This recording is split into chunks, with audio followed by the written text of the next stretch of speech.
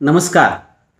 महाराष्ट्रातल्या सांस्कृतिक परंपरेचा इतिहास जर आपल्याला शोधायचा असेल तर तो ज्या लोककला आहेत त्याच्यामध्ये लोकनाट्य तमाशा नावाची जी लोककला आहे याचा शोध घेतल्यानंतर एक असं लक्षात येतं की महाराष्ट्रातला सांस्कृतिक परंपरेतला लोकनाट्य तमाशा हा सर्वसामान्य लोकांचा एक रंजन प्रकार आहे. विशेषतः मनोरंजन आणि प्रबोधन हा दृष्टिकोन डोळ्यासमोर ठेवून शिवकाळापासून ते पेशवे काळापर्यंत जी शाहिरी परंपरा सुरू झाली आणि मग ती शाहिरी परंपरा राष्ट्रीय शाहिरी परंपरा होती. दुसऱ्या बाजूला भेदिक शाहिरी परंपरा होती की ज्याला आपण डपगाण्याची भेदिक शाहिरी परंपरा म्हणतो. आणि मग या सर्व शाहिरी परंपरेचा इतिहास जर आपण शोधायला गेलो तर अगदी ज्ञानेश्वरांच्या काळापासून लीळाचरित्र नावाच्या महानुभाव संप्रदायिक ग्रंथापासून ते पेशवाईच्या कालखंडापर्यंत शिवछत्रपतीच्या कालखंडापर्यंत या सगळ्या गोष्टींचा विचार जर आपण केला तर महाराष्ट्रातल्या लोककला परंपरेमध्ये शाहिरी परंपरेला विशेष महत्त्व आहे. आणि ही शाहिरी परंपरा पेशवे काळामध्ये खऱ्या अर्थानं विकसित पावलेली आहे. दुसऱ्या बाजीरावाने होनाजी बाळा, शाहीर प्रभाकर, शाहीर अनंत फंदी, शाहीर राम जोशी, शाहीर होनाजी बाळा यांना इतकी प्रेरणा दिली की त्यांनी शृंगारिक आणि सामाजिक स्थितीपरच्या लावण्या लिहिल्या. त्यांनी वेगवेगळ्या विषयावरचे ऐतिहासिक पोवाडे लिहिले. म्हणजे लावणी आणि पोवाडा या जोडप्याचा संसार म्हणजे शाहिरी वाङ्मय असं त्या काळात म्हटलं गेलेलं आहे. पेशव्यांच्या काळानंतर ज्या वेळेला पेशवाईचा अस्त झाला आणि इंग्रजी राजवट सुरू झाली त्यावेळेसुद्धा या शाहिरी परंपरेनं खेडोपाड्यातल्या लोकांना लोकरंजन करण्याचं काम केलेलं आहे. त्याच्यामध्ये दोन प्रकार झाले, एक भेदिक शाहिरी परंपरा आणि दुसरी राष्ट्रीय शाहिरी परंपरा. तर भेदिक शाहिरी परंपरेमधून त्याच काळामध्ये पेशव्यांच्या काळामध्ये परशुरामाचा जो तमाशा होता किंवा परशुरामाचा जो शाहिरी फड होता त्याला तमाशाही म्हणण्याची पद्धत त्या काळात एकंदरीत होती. तमाशा म्हणजे अंधारातून प्रकाशाकडे जाणं, तम म्हणजे अंधार, आणि मग अरबी उर्दू फारसी भाषेतून आलेला तो जो शब्द आहे तो तमाशा काळात म्हणजे पेशव्यांच्या काळामध्ये ज्या वेळेला मुसलमानी फौजा होत्या त्या मुसलमानी फौजांच्या सैनिकांना मनोरंजन करण्यासाठी त्यावेळेला जे काही शाहिरी फड यायचे त्यांना त्यांनी तमाशा असा शब्द वापरलेला आहे आणि तेव्हापासून तो शब्द पुढे आला. मग पेशव्यांच्या काळातली जी शाहिरी होती त्या काळातला सुद्धा नाच्या पोऱ्याचा तमाशा असं परशुरामाच्या तमाशाला म्हटलं गेलेलं आहे. कारण हा परशुरामाचा तमाशा जो होता तो त्याच्यात बाकेराव नावाचा सोंगाड्या होता, तोच नाच्या म्हणून काम करत होता. आणि त्या परशुरामानं शृंगारिक लावण्या त्यावेळेला गायला सुरुवात केली आणि काही छक्कडी गायला सुरुवात केली. छक्कड नावाचा काव्य प्रकार जो आहे तो सादर करण्यास सुरुवात केली. तेव्हापासून परशुरामाच्या तमाशाचा आदर्श घेऊन 19व्या शतकामध्ये मग पुढच्या काळात 1860 नंतर ढोलकी फडाचे तमाशे सुरू झालेले आहेत. आणि त्यानंतर मग त्या काळामध्ये उमाजी कांबळे सावळजकर, त्यानंतर सातू हिरू कौलापूरकर, त्यानंतर दगडू साळी पुण्याकडच्या भागामध्ये शिरोलीकर यांची एक स्वतंत्र अशी परंपरा त्या काळात सुरू झाली. आणि पुढं 1890 नंतरच्या काळात शाहीर पट्टे बापूराव, शाहीर भाऊ फक्कड, शाहीर तात्या सावळजकर, उमाजीचे चिरंजीव, त्याचबरोबर दगडू साळींचाही प्रभाव त्या काळात होता. आणि अशी शाहिरी परंपरा, त्याला शाहिरी म्हणण्यापेक्षा तमाशा शाहीर की जे स्वतः गण, गवळणी, लावण्या किंवा छकडी किंवा उडत्या चालीवरच्या ज्या रचना आहेत त्या सादर करण्यास सुरुवात केलेली होती. आणि तेव्हापासून तो तमाशा 1920 सालापर्यंत स्वातंत्र्योत्तर काळापर्यंत या ठिकाणी सुरू झालेला आहे. आणि अशा परंपरेमध्ये हा स्वातंत्र्याचा पूर्वीचा तमाशाची परंपरा जर आपण शोधली तर एक लक्षात येतं की महाराष्ट्रातल्या लोकरंजन करणाऱ्या कला प्रकारामध्ये जास्तीत जास्त दर्जेदार, लोकांच्या आवडीचा, लोकांच्या हृदयापर्यंत पोहोचणारा, लोकांनाचं मनोरंजन करणारा एक स्वतंत्र काव्य प्रकार किंवा स्वतंत्र रचना प्रकार किंवा विविध वाद्यांच्या, पारंपरिक वाद्यांच्या सादरीकरणानं सादर होणारा गण, गवळण, लावणी, बतावणी, वग आणि शेवटी मुजरा या स्वरूपात पेशव्यांच्या काळातला तमाशा या भागात सादर होत होता.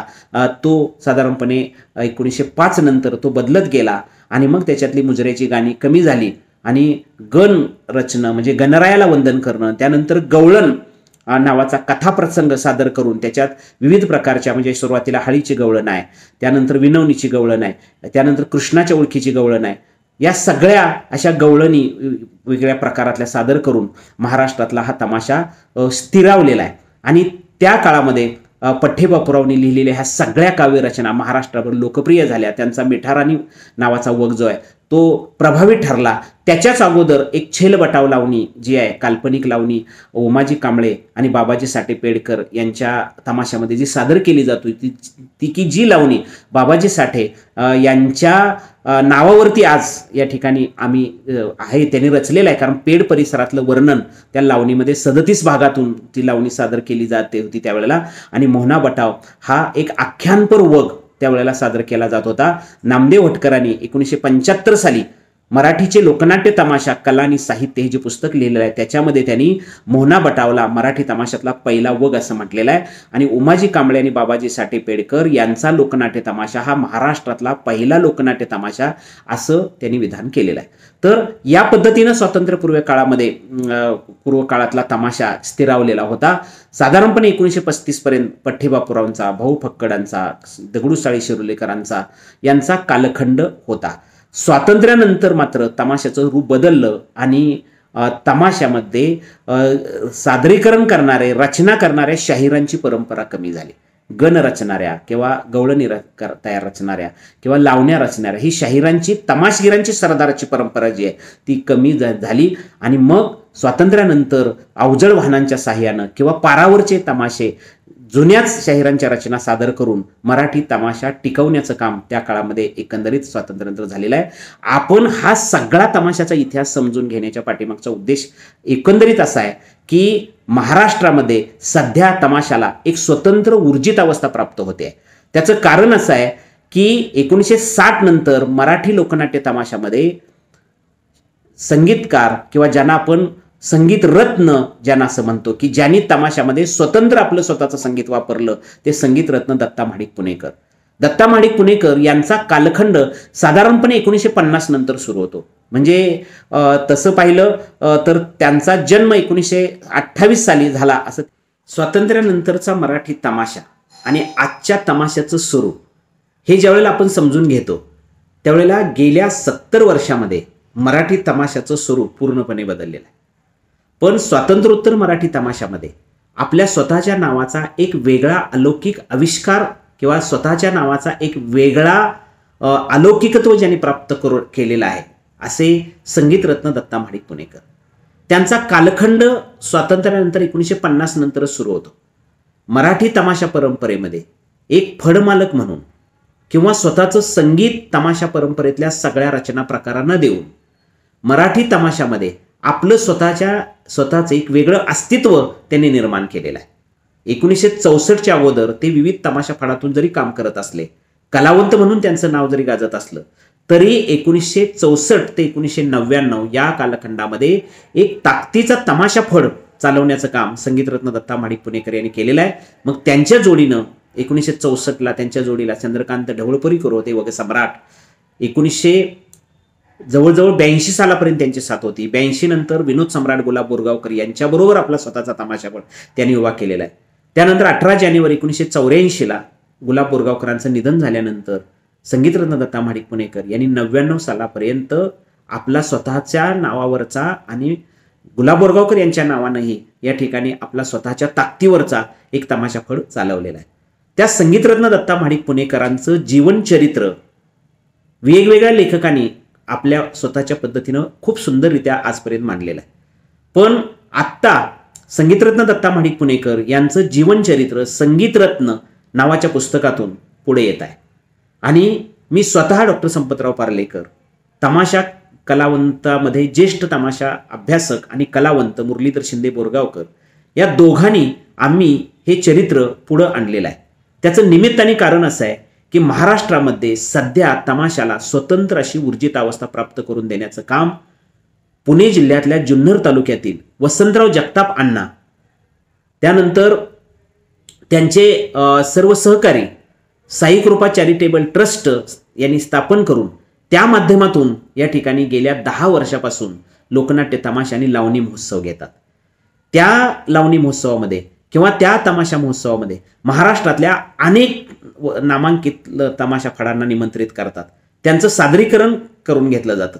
त्यांना पारंपरिक तमाशा करण्यासाठी आवाहन केलं जातं आणि त्यांना प्रेरणा देण्याचं काम या ठिकाणी स्वतः त्या चॅरिटेबल ट्रस्टच्या माध्यमातून केलं जातं. त्यानिमित्तानं महाराष्ट्रातले अनेक तमाशा फड मालक, रचनाकार, अभ्यासक, रसिक उपस्थित राहतात आणि या तमाशा फडाचा किंवा या तमाशा महोत्सवामध्ये स्वतः आनंद घेऊन आपल्या या तमाशा फडाचा किंवा तमाशा परंपरेची टिकली पाहिजे याविषयीची चर्चा साधारणपणे समजून घेऊन आनंदानं या ठिकाणी निघून जातात. खरोखर महाराष्ट्रातला एक दर्जेदार असा लोकनाट्य महोत्सव, तमाशा महोत्सव हा बेल्हेगावी जुन्नर तालुक्यामध्ये वसंतराव जगताप अण्णा, त्याचबरोबर त्यांचे इतर सर्व सहकारी त्यांच्या खांद्याला खांदा लावून साधारणपणे काम करतात आणि ते सर्व काम ज्या वेळेला होतं त्यावेळेला त्याला एक वेगळं रूप या तमाशा फडामध्ये एकंदरीत त्याला रूप जे आहे ते प्राप्त. गेल्या 10 वर्षापासून महाराष्ट्रामध्ये खऱ्या अर्थानं तमाशा परंपरेला ऊर्जितावस्था प्राप्त करून देण्याचं काम पुणे जिल्ह्यातल्या जुन्नर तालुक्यातील बेल्हेगावी वसंतराव जगताप या व्यक्तीनं केलेलं आहे. खरं तर राजकीय, सामाजिक, सांस्कृतिक क्षेत्रात आपल्या स्वतःच्या नावाचा एक वेगळा ठसा उमटवणारं हे व्यक्तिचित्रण आहे.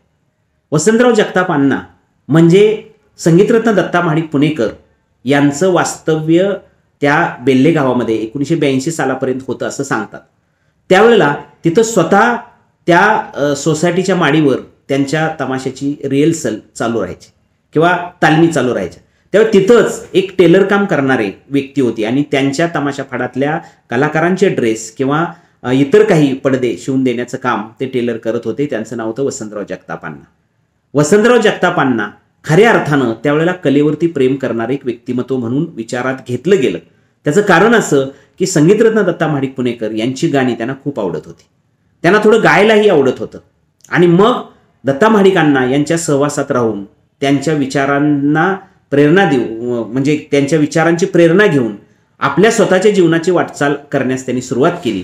आणि मग 1999 सालानंतर ज्यावेळेला महाडिकांनांचं निधन झालं त्यावेळेला 2000 साली वसंतराव जगतापांना आणि त्यांचे काही सहकारी मित्र एकत्रित आले आणि आपल्या स्वतःच्या गावातील काही जे तमाशा कलावंत होऊन गेले, आपल्या स्वतःच्या गावामध्ये ज्यांनी तमाशाच्या क्षेत्रामध्ये आपलं स्वतःचं नावलौकिक उमटवलेलं आहे, अशा कलाकारांचीही स्मृती जपली जावी असं त्यांना वाटलं आणि त्या दृष्टीनं त्यांनी विचार केला. त्या दृष्टीनं त्यांनी आपल्या गावातील जे जे कलाकार होऊन गेले त्या कलाकारांची स्मृती जपली जावी